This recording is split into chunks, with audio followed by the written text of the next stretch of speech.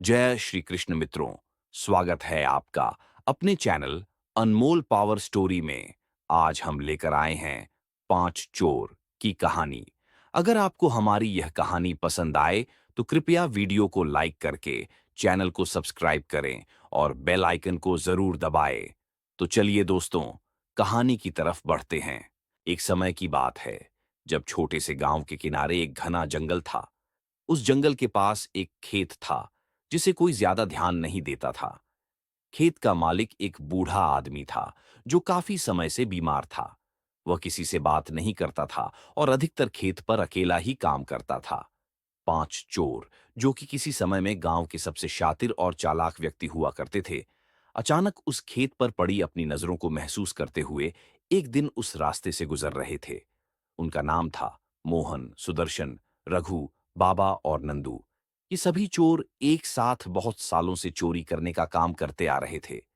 वे कभी भी एक ही जगह पर नहीं रुकते थे, लेकिन आज कुछ अलग था। मोहन, जो समूह का सबसे चालाक सदस्य था, अचानक रुककर बोला, तुम सब देख रहे हो ना, वह खेत? कुछ तो खास है वहां। मुझे लगता है कि वहां कुछ छुपा है। सुदर्शन ने मुस्कुराते हुए कहा, तुम हमेशा वही खोजने की कोशिश करते हो जो नहीं होता, लेकिन आज मुझे भी कुछ अलग सा लग रहा है।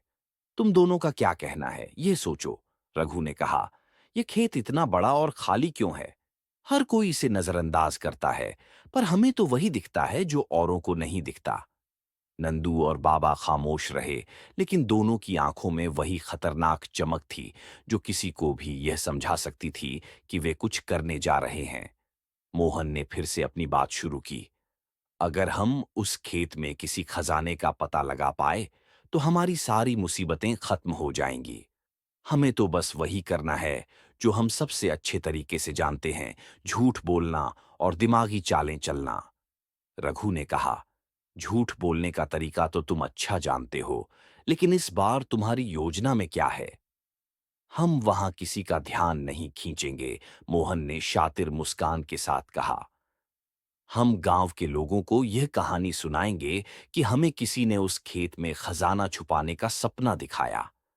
सभी ने उसकी बातों पर ध्यान दिया और धीरे धीरे उनकी योजना बननी शुरू हो गई। उनका पहला कदम था खेत के आसपास के गांव वालों के साथ बातचीत करना, ताकि उनका ध्यान उस खेत पर जाए। मोहन ने पहले ही यह तय कर लिया था कि वह किसी को यह विश्वास दिलाने में सफल रहेगा कि वहां छुपा हुआ खजाना है। गांव के एक बुजुर्ग व्यक्ति, जो हमेशा किसी न किसी बात पर संदेह करता था, मोहन के पास आया। क्या तुम्हें सच में यह लगता है कि यहां कोई खजाना हो सकता है? बुजुर्ग ने पूछा। मोहन ने सिर झुकाया और फिर आंखों में गहरी चमक के साथ कहा, हाँ, मुझे यह सपना आया था। एक सपना जिसमें मुझे वह खजाना दिखाई दिया। वही सपना मुझे बार बार नजर आता है। तुम्हें क्या लगता है कि मुझे तुम्हारा झूठ समझ में नहीं आता? बुजुर्ग ने मोहन की आंखों में झांकते हुए कहा। लेकिन मोहन की मुस्कान में कोई कमी नहीं आई। यह सपना सच हो सकता है, लेकिन अगर आपको विश्वास नहीं है तो आप कभी जान नहीं पाएंगे। बुजुर्ग व्यक्ति की आंखों में शक था, लेकिन वह चुप रहकर वापस लौट गया। मोहन को पता था कि उसने पहले ही पहला कदम उठाया था। अब वह और उसके साथी, जो खेत के आसपास छिपे हुए थे, अपनी योजना को अंजाम देने के लिए तैयार थे। कुछ ही दिनों बाद गांव में एक अफवाह फैलने लगी थी कि उस खेत में खजाना छुपा हुआ है। यह खबर धीरे धीरे पूरे गांव में फैल गई। लोग इस बारे में बात करने लगे और कुछ ने तो उस खेत का दौरा भी करना शुरू कर दिया। मोहन और उसके साथियों का खेल अब धीरे धीरे अपने लक्ष्य की ओर बढ़ रहा था। लेकिन जैसे जैसे अफवाहें फैलने लगीं, कुछ अनहोनी घटनाएं भी घटने लगीं। गांव के कुछ लोग, जिनके पास पुराने ग्रंथ और जड़ी बूटियां थीं, उन्होंने कहा कि यह सब एक जाल हो सकता है। उनका कहना था कि जो लोग उस खेत के करीब जाएंगे, वे कभी वापस नहीं आएंगे। ये बात उन 5 चोरों के लिए एक चेतावनी बन गई। लेकिन मोहन के दिल में एक और विचार था। वह जानता था कि अब कोई भी रुकने वाला नहीं था। सबकी आंखों में खजाने का सपना था, और यही सपना उन्हें उनकी मुसीबतों से बाहर निकालने का रास्ता बन सकता था। झूठ का बीज, जो मोहन ने बोया था, अब अपने पेड़ के रूप में फैलने लगा था। हर किसी को यह विश्वास हो गया था कि खजाना वहां छुपा हुआ है, और लोग अपनी जान की परवाह किए बिना उस खेत की ओर दौड़ने लगे थे। चोरों का खेल अब धीरे धीरे और भी खतरनाक मोड़ लेने वाला था। अब सबकी नजरें उस अनजान खेत पर थीं, लेकिन क्या सच में वहां कोई खजाना था, या फिर वह सिर्फ एक बड़ा झूठ था जिसे मोहन और उसके साथी ने बड़े चालाकी से बोया था? इस सवाल का जवाब जल्द ही सभी को मिल जाएगा। लेकिन उसके पहले बहुत सी घटनाएं घटीं और चोरों को यह समझ में आया कि कभी-कभी झूठ भी अपने साथ कई रहस्यों को लेकर आता है। 5 चोरों ने अपना जाल पूरी तरह से फैला लिया था। अफवाहें जो मोहन ने गांव में फैलाई थीं, अब तक गांव के हर कोने तक पहुंच चुकी थीं। लोग उन्मत्त हो गए थे और हर कोई उस खेत पर खजाना ढूंढने के लिए दौड़ रहा था। लेकिन इस बीच एक महिला, जिसका नाम राधिका था, चुपचाप इन घटनाओं को देख रही थी। राधिका एक चतुर महिला थी जो अपनी मेहनत से दिन ब दिन अपने परिवार का पालन करती थी। वह बहुत ही समझदार और चतुर थी और किसी भी स्थिति को पलटने की ताकत रखती थी। राधिका ने देखा कि गांव में एक अजीब हलचल मची हुई है। लोगों का ध्यान खजाने पर था और यह देखकर उसने एक योजना बनाई। वह जानती थी कि इस अफवाह के पीछे कुछ बड़ा छुपा हुआ है, लेकिन वह जानती थी कि उसका ध्यान खुदाई में ही लगाना सही होगा। राधिका खेत के मालिक से मिलने आई और उससे कहने लगी, मैं आपकी मदद कर सकती हूँ। मैं जानती हूँ कि आप बहुत परेशान हैं, लेकिन आपको अपने खेत की खुदाई में मेरी मदद लेनी चाहिए। मैं आपको कुछ दिन तक मुफ्त मजदूरी करूंगी। अगर खजाना वहां है, तो हमें उसे ढूंढने में कोई दिक्कत नहीं आएगी। फूले हुए मन से खेत के मालिक ने राधिका की मदद स्वीकार कर ली। राधिका ने तुरंत चोरों की ओर रुख किया और उनके सामने खुदाई की योजना पेश की। हम खुदाई शुरू करते हैं, लेकिन आप लोग बस अपना ध्यान रखें, राधिका ने कहा। चोरों ने सोचा कि अब राधिका की मदद से काम जल्दी हो जाएगा और वे अपने खजाने तक पहुंचने में सफल होंगे। काफी समय से तैयार किए गए इस धोखे को अब असलियत में बदलने का वक्त आ चुका था। चोरों ने खेत में गहरी खुदाई शुरू कर दी। एक ओर वह खजाने की उम्मीद में खुदाई कर रहे थे, वहीं दूसरी ओर राधिका ने यह पूरी प्रक्रिया नजदीक से देखी और हर कदम पर अपने दिमागी खेल को तेज किया। कुछ ही समय बाद खुदाई शुरू हुई, लेकिन खजाना किसी रूप में सामने नहीं आया। चोरों को निराशा होने लगी।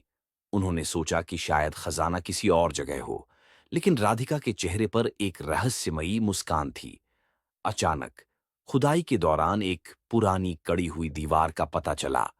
चोरों ने हैरान होकर देखा कि यह दीवार पुरानी थी और उसके अंदर कुछ छुपा हुआ था। मोहन और उसके साथी एक्साइटेड हो गए, लेकिन राधिका ने उन्हें रोक दिया। ये वह दीवार नहीं है जिसे आप ढूंढ रहे हैं, राधिका ने सधी आवाज में कहा। यह दीवार एक पुराने धोखे की ओर इशारा करती है जो सालों पहले इस खेत में हुआ था। राधिका ने धीरे धीरे दीवार को हटाना शुरू किया। ज्यों-ज्यों दीवार हटती गई, अंदर से एक पुराना नक्शा निकला। यह नक्शा किसी खजाने का नहीं था, बल्कि उस खेत में होने वाले कई साल पुराने धोखों और छल से संबंधित था। यह नक्शा एक पुरानी योजना का हिस्सा था, जिसमें दिखाया गया था कि कैसे इस खेत को पहले किसी ने बड़े जाल में फंसाने के लिए इस्तेमाल किया था। खेत का मालिक पहले किसी बड़े व्यापारी का नौकर था और उसने धोखा देने के लिए खेत को खजाने के स्थान के रूप में प्रस्तुत किया था। असल में खजाना कभी वहां था ही नहीं। राधिका ने चोरों को यह दिखाया, यह वह जगह है जहां झूठ का बीज बोया गया था और आज तुम्हारे हाथों में वही बीज खिलकर खिल चुका है। चोरों की आंखों में अब भय और समझ का मिश्रण था। वे जानते थे कि वे पूरी तरह से छलने का शिकार हो गए थे। मोहन ने गुस्से में आकर कहा, तुम्हें यह सब कैसे पता चला? हमें क्यों धोखा दे रही हो? राधिका ने एक ठंडी हंसी के साथ कहा, मैंने तुम्हारी हर चाल को देखा है। तुम जो सोचते हो वह वही नहीं होता और तुम्हारी चालें वही होती हैं जो पहले कभी किसी और ने अपनाई थीं।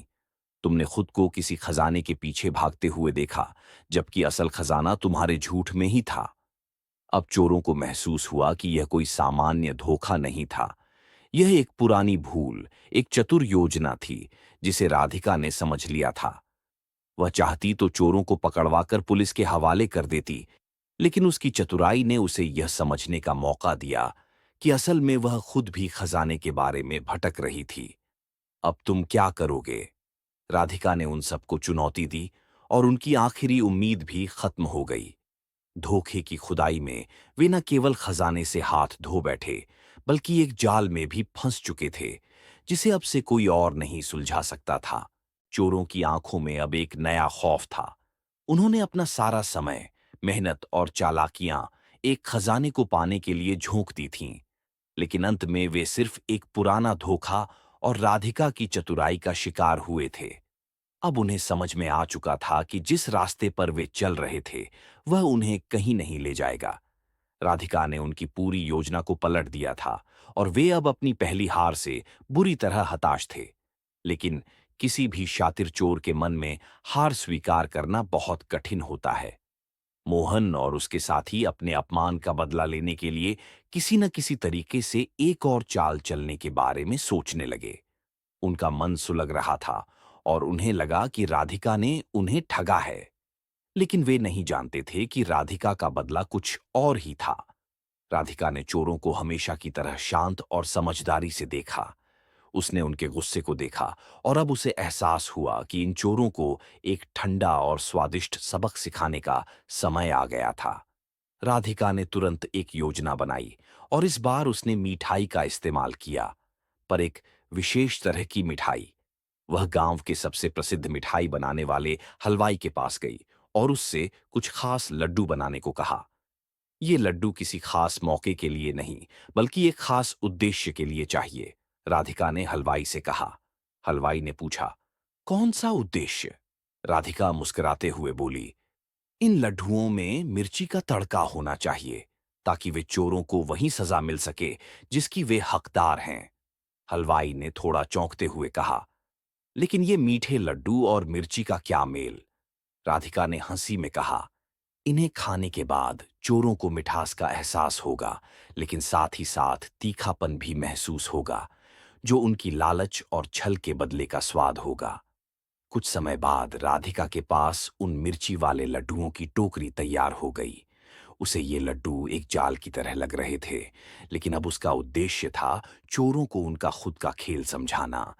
उसने तय किया कि चोरों को मिठाई का स्वाद चखाकर उनका गुस्सा ठंडा करेगी, लेकिन इससे पहले उन्हें यह एहसास दिलाएगी कि लालच के कारण वे हमेशा जलन और तकलीफ का शिकार बनते हैं।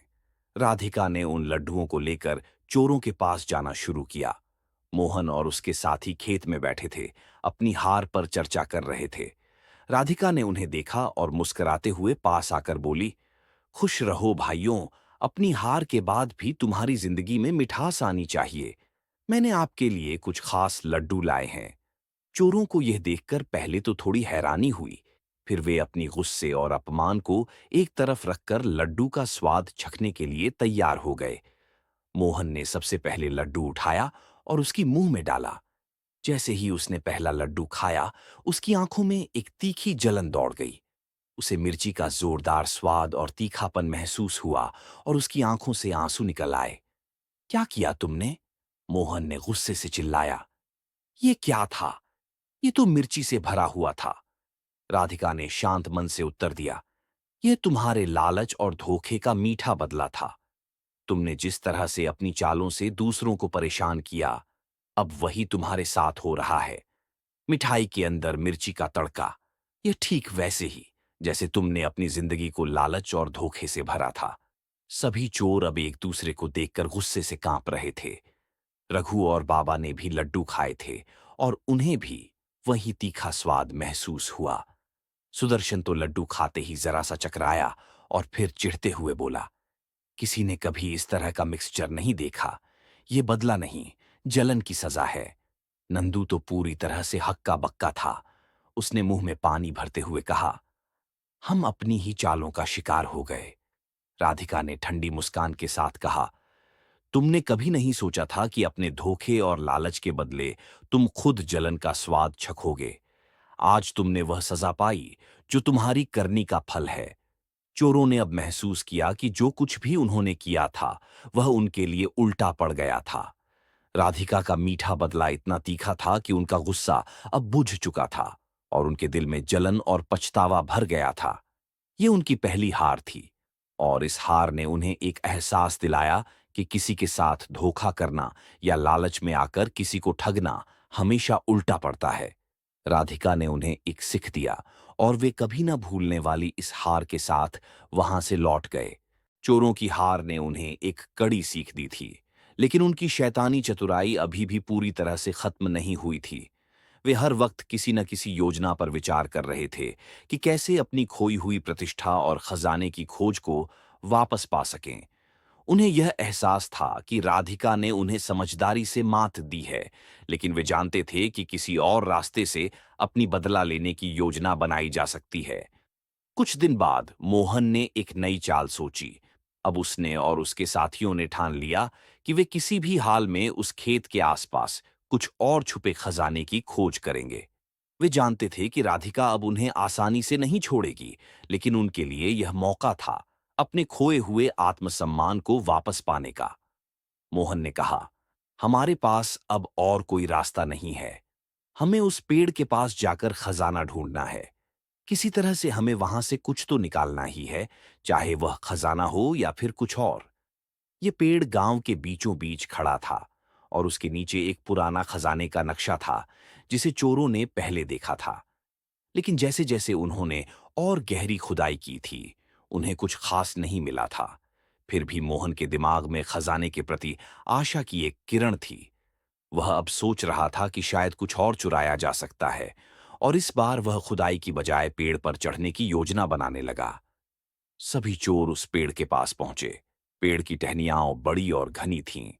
मोहन ने कहा, अगर हम पेड़ की ऊंची टहनी तक पहुंच जाएं, तो हम देख सकते हैं कि नीचे क्या है। वहां कुछ छुपा हुआ हो सकता है। चोरों ने बिना समय घंवाए लकड़ी के डंडों और पत्थरों का सहारा लिया और पेड़ पर चढ़ने लगे। मोहन सबसे पहले ऊपर चढ़ा, उसके बाद सुदर्शन और बाकी साथी भी उसकी मदद करने लगे। धीरे धीरे वे पेड़ की ऊंची शाखाओं तक पहुंचने लगे। लेकिन जैसे ही मोहन ने एक शाखा को पकड़ने के लिए हाथ बढ़ाया, वह शाखा अचानक झूलने लगी और उसने पाया कि वह एक खास लकड़ी का टुकड़ा नहीं था, बल्कि किसी की जाल थी।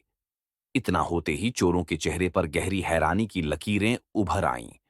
पेड़ की शाखा में छुपा हुआ था एक विशाल मधुमक्खियों का छत्ता। जैसे ही चोरों ने उसे छुआ, वह छत्ता गिर गया और मधुमक्खियां हर दिशा से उन पर टूट पड़ीं। यह क्या हुआ? रघु ने डरते हुए चिल्लाया। हमें तो खजाना मिलना था, और ये क्या मिल गया? सभी चोरों ने तेजी से पेड़ से नीचे कूदने की कोशिश की, लेकिन वह बहुत देर हो चुकी थी। मधुमक्खियां पूरी तरह से उन पर हमला कर चुकी थीं। चोरों ने भागने की कोशिश की, लेकिन हर कदम पर उनकी पीठ और हाथों में मधुमक्खियां चिपकी हुई थीं। दर्द और घबराहट ने उन्हें और भी परेशान कर दिया। रुक जाओ, कहीं मत जाओ, मोहन चिल्लाया, लेकिन अब बहुत देर हो चुकी थी। उसकी आवाजों के बीच में बस एक ही आवाज थी, मधुमक्खियों की गुनगुनाहट। ये पेड़ का रहस्य था, जिसे चोरों ने पूरी तरह से अनदेखा किया था। वे सोचते थे कि यहां खजाना मिलेगा, लेकिन असल में वह जगह उनके लिए मुसीबत का घर साबित हो गई। हर कांटा, हर डंक एक नई गलतफहमी को जन्म दे रहा था। चोर ये समझने लगे कि उनके बुरे कर्मों का नतीजा उन्हें अब हर जगह परेशान कर रहा था। सभी चोर इस अचानक घटना से चौंके हुए थे।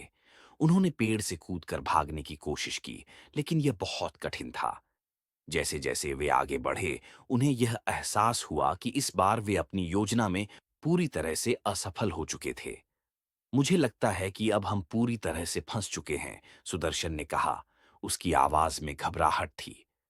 ये कोई साधारण पेड़ नहीं है, ये किसी और का खेल था, मोहन ने गुस्से में आकर कहा। यह सब राधिका का काम है। उसने हमें धोखा दिया। वह जानती थी कि हम इस पेड़ पर आएंगे, और उसने यह सब योजनाबद्ध तरीके से किया। लेकिन असलियत यह थी कि राधिका ने कभी भी चोरों के बारे में ज्यादा नहीं सोचा था। ये पेड़ और उसकी छांव सिर्फ एक प्राकृतिक जाल था, जो कभी किसी और के द्वारा तैयार किया गया था। चोरों के लिए यह अब एक सजा बन चुका था, जो उन्हें यह याद दिला रहा था कि उन्होंने अपने लालच और धोखेबाजी के कारण कितनी मुसीबतें उठाई थीं। आखिरकार चोरों ने उस पेड़ के पास खजाना ढूंढने की कोशिश पूरी तरह छोड़ दी। उन्होंने समझ लिया कि उनकी सारी योजना केवल मुसीबतों की ओर ले गई थी। अब उनका मन हार चुका था, और उनके पास सिर्फ एक चीज थी, दर्द और पछतावा। चोरों की हारों का सिलसिला थमने का नाम नहीं ले रहा था। अब वे पूरी तरह से हताश हो चुके थे, लेकिन उनके अंदर की शैतानी चतुराई कभी खत्म नहीं हुई। उनका एक आखिरी प्रयास था, राधिका को हराने का। मोहन ने अपनी पूरी टीम को एकजुट किया और कहा, यह हमारा आखिरी मौका है। अब हम सीधे राधिका के घर में घुसकर उसे हराएंगे। चोरों ने राधिका के घर की निगरानी करना शुरू किया।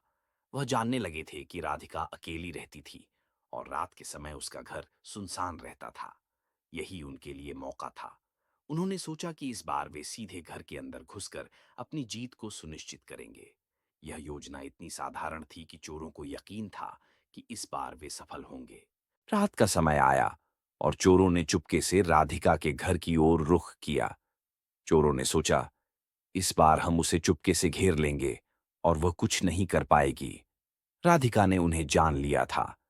उसने पहले ही सुना था कि वे वापस अपनी योजनाओं के साथ लौट आए हैं, लेकिन उसने फैसला किया कि इस बार वह उन्हें उनके ही तरीके से जवाब देगी। वह पूरी तरह से तैयार थी और उसकी आंखों में एक ठंडी चालाक मुस्कान थी। चोरों ने राधिका के घर की खिड़की की ओर रुख किया। घर के भीतर अंधेरा था, लेकिन चोरों को यकीन था कि घर में कोई नहीं होगा। एक एक कर चोर खिड़की से अंदर घुसने लगे। पहले मोहन, फिर रघु, बाबा, सुदर्शन और नंदू, सब चुपके से खिड़की से घर के अंदर घुसने लगे।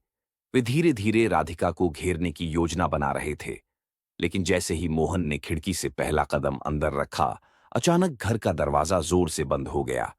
चोरों को समझ में ही नहीं आया कि क्या हुआ। राधिका के हाथ में एक मजबूत लकड़ी की छड़ी थी और वह शांति से खड़ी थी। राधिका ने चोरों को देखा और मुस्कुराते हुए कहा, सोच रहे हो मेरे घर में चुपके से घुसकर मुझे हराओगे? नहीं, तुम जिस रास्ते पर चल रहे हो वह तुम्हें नुकसान ही देगा। चोर हड़बड़ी में थे, लेकिन जैसे ही वे अंदर पहुंचे, राधिका ने तुरंत एक और जाल तैयार किया था। कमरे की छत में एक चूने से बना बड़ा सा फंदा तैयार किया गया था। जैसे ही चोरों ने खिड़की से अंदर कदम रखा, उनका पैर उस फंदे में फंस गया। एक के बाद एक सभी चोर फंदे में फंस गए और जमीन पर गिरते चले गए।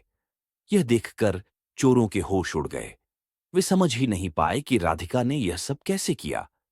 तुमने तो हमारी नाक कटवा दी, सुदर्शन चीखा। क्या तुम्हारी इतनी ताकत थी कि हमें ऐसा चकमा दे दिया?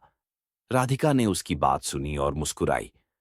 तुम लोग अपनी नाक बचाने का रास्ता ढूंढते हो, लेकिन ये कभी नहीं सोचते कि किसी के घर में घुसने से नाक कटवानी पड़ती है। ये सिर्फ एक घुसपैठ नहीं थी, ये तुम्हारी शरारतों की सजा थी। चोरों के पास कोई जवाब नहीं था। उन्हें समझ में आ गया कि उन्होंने अपनी गलतियों का भारी मूल्य चुकाया था। वे अपनी नाक की कीमत चुका रहे थे। हर एक चोर को यह एहसास हो गया कि राधिका ने उनकी गलती का एहसास दिलाया था और वे हमेशा के लिए शर्मिंदा थे। अब तुम सब एक सबक समझ गए हो। अपनी नाक को हमेशा ऊंचा रखना चाहोगे तो कभी किसी के घर में चोरी करने की कोशिश मत करना, राधिका ने अंतिम शब्दों में कहा। और उसके बाद उसने चोरों को छोड़ दिया ताकि वे अपनी हार और नाक कटवाने की घटना को याद रखें। चोरों ने किसी तरह अपनी इज्जत बचाई और खिड़की से बाहर निकलने की कोशिश की, लेकिन उन्हें यह याद रहा कि आज राधिका ने उन्हें न सिर्फ हार दी, बल्कि नाक कटवाने का ऐसा सबक दिया जिसे वे कभी नहीं भूलेंगे। सभी चोरों की आंखों में यह पछतावा था कि वे अपनी लालच और चतुराई के साथ किस हद तक गिर सकते थे। राधिका ने उन्हें दिखा दिया था कि कभी-कभी अपनी नाक की कीमत चुकाना सबसे बड़ी सजा हो सकती है। चोरों की हार ने उन्हें पूरी तरह से हताश कर दिया था, लेकिन उनके अंदर की चतुराई और लालच अभी भी जीवित थी। वे यह जानते थे कि अब तक वे हर बार राधिका के हाथों हार चुके थे, लेकिन वे हार मानने वाले नहीं थे। एक आखिरी योजना उनके दिमाग में आई, राजा के दरबार तक पहुंचने का। वे सोचते थे कि शायद राजा से न्याय मिल सकता है और राधिका की सजा को पलटा जा सकता है। चोरों ने भेस बदलने का निर्णय लिया। मोहन, जो सबसे चालाक था, ने सबसे पहले अपना भेस बदला। उसने साधु का रूप धारण किया और बाकी चोरों ने भी साधु, भिखारी और व्यापारी के भेष अपनाए।